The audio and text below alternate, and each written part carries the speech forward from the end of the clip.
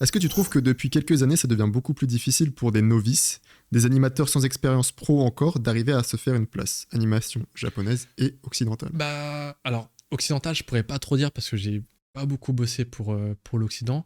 Pour le Japon, je pense vraiment pas. Il y a quand même une bonne pénurie d'animateurs 2D pour le Japon. Donc je pense que c'est très accessible.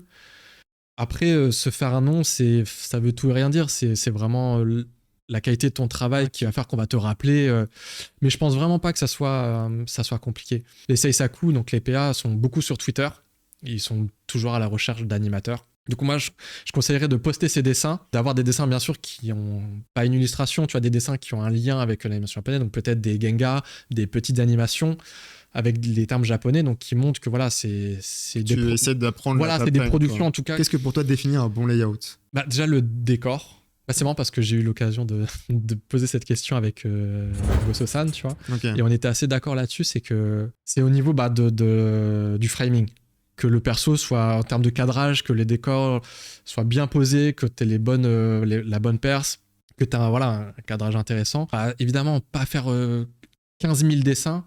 En fait, de saisir l'intention du plan. C'est de, si une séquence de 10 plans, et que tu as un plan d'action et le reste c'est tranquille, et ben le reste des plans, tu fais pas trop de dessin, tu fais quelque chose d'assez assez soft, bien sûr en accord avec le réalisateur et les deadlines et ce qu'il veut, mais sur ta scène d'action, là tu vas pouvoir voilà, faire plus de poses, plus de dessins, pousser la qualité. T'es pas obligé, faut pas que tu fasses tous tes dessins genre super propres, super quali au modèle.